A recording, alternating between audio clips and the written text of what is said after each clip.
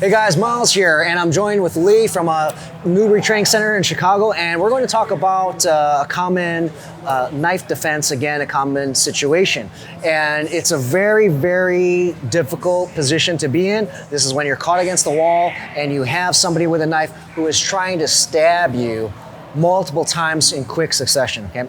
Now, before I show you the technique here, there's a couple things to keep in mind. One, disarms can work, but they are not probable, but they do work, right? That's one thing to keep in mind. Two, it's not like the movies here, right? Nothing ever happens clean. You most likely are going to get slashed, cut, maybe even stabbed, but you have to keep your head in the fight. You never ever give up, right? There's a saying, I can't remember where I heard from, but if you're really in combat, you should not know when you're dead.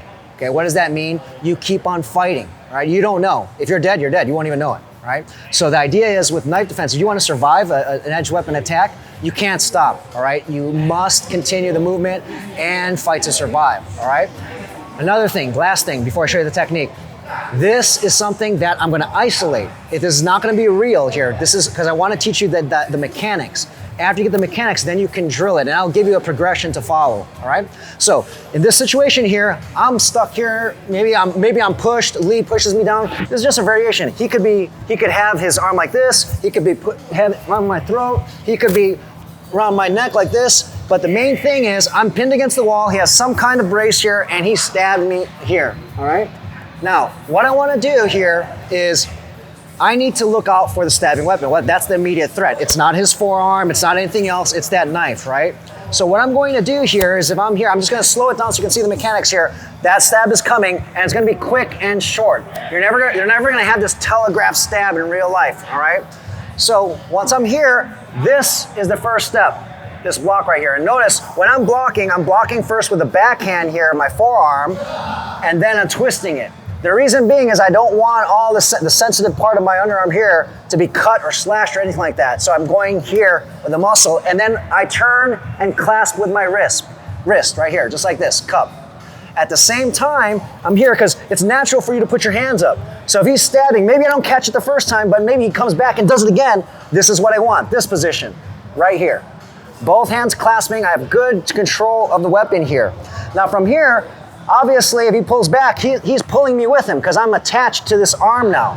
And what I want to do, I'm going to do it slow first. When he pulls back maybe to stab more, I'm going to step to the side, use my body, and I'm going to twist. I'm going to just show you the disarm here so you can see this camera. I'm going to step, twist by bringing my elbow to my ribs, and I twist looking to the right, and it disarms the knife. Okay? Now, one thing to keep in mind, thanks Lee, one thing to keep in mind, as I mentioned, the disarms don't always happen. And so if you do try to disarm anybody, and I recommend, if you're caught in this situation, you're going to have to do something, right? Control the weapon and try to go for the disarm. One thing that what I was gonna get at is, when you try to disarm, it's on, okay? The game is on, all right? So this person knows you're fighting back. You have to have violence of action. You have to be confident. You cannot give up. Like I was telling you, if you hesitate, that's the time you're gonna get hurt, okay? So if you try to disarm and it doesn't work, let's say I do this and oh man, whatever it is, you gotta stay in it, all right? Because if all of a sudden now you panic because you missed once, you're a goner, right? So the same thing, even if you kept on going, and I missed it, maybe I'm getting stabbed, maybe I get stabbed a few times. You're not gonna die. It's not like the movies, you just get stabbed once, you're not gonna die, but you could die in a matter of time. But so you need to stop it. Maybe I don't get it the first time, you see he keeps on going, and I get it, and then I disarm him here, all right? If you don't disarm him, that's fine, even if the knife is a little loose. So let's say it's right here, okay? And I'm getting away from the wall just so you can see.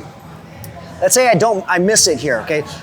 Some of you might be asking, okay, I might get caught with a blade here. This is confidence and comfortability with the weapon, all right? And as we mentioned too, you are going to get cut, most likely.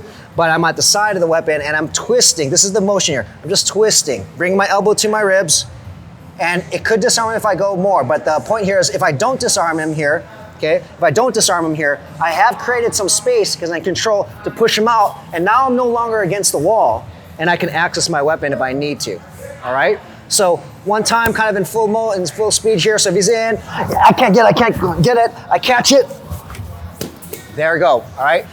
I don't suggest you try to go mano a mano, especially if you don't, let's say the knife is still in his hands and, get out of there. If you create space, run, all right? Or get your tools, all right? Another sidearm if you have it, okay? As I talked about, that was isolating the technique. The way to drill this more realistically is to have your partner, you can use a smaller knife, because the truth is, this is going to be kind of an average sized knife, but you also should train with something that's a little bit more difficult, a little bit smaller, a little bit past the legal size, like 2.5 inches is going to be good because it's harder to disarm. But what you want to do is you'll start off in a bad position here, and you first start off with single techniques. The mechanics, he's just coming here, and he's just going to stab to work the technique, right? Then when you want to begin to make this a little bit real, you want a knife like this that has a little give, or a rubber knife, so he can actually stab you. Now remember, this could be in the face as well, but for training, you're just going to go for the body, have a rubber knife. And you want him to just work up slowly, guys, all right? You don't want to have your partner go, hey, go balls to the wall, 100%, go nonstop, because you're never going to get it. You got to work up to it. So I would start off with doing 1 or 2 stabs, okay? Then 2 or 3 stabs and get it at the last rep. So if it was 2, I'm pretending I'm getting stabbed. I'm pretending I missed it, all right? But the whole idea is I want him to go close to maybe 50, 60% speed, and then speed it up as you get comfortable. The idea is here, I want to get my hands up and I want to do whatever I can to tie up. So I'm making it more real, all right? So that's the first step, getting him to go faster and do multiple reps. If I miss it, I miss it, okay? You want him to be as real as possible. The next thing is, after you've confirmed that you can get the technique off with him going faster and you speed up, now you want him to put more pressure, and roughhouse you more. Really try to keep you against the wall, okay? That would be the next step. If you can do that with him putting force and really doing this, then you're in a good position, because if you can do that, you are now building more confidence with how it's going to be in real life. Because again, in real life, they're not just going to be doing this, okay? So there's a lot more to it, but just start off with that, baby steps, all right? So do the technique, then 1, add speed and multiple reps, then 3, have him put pressure and be more aggressive, okay? Then from there, kind of a next logical progression is, what if you don't get that disarm? What if he keeps following you as you move away from the wall? You want to continue from there, okay? Hope you guys like it.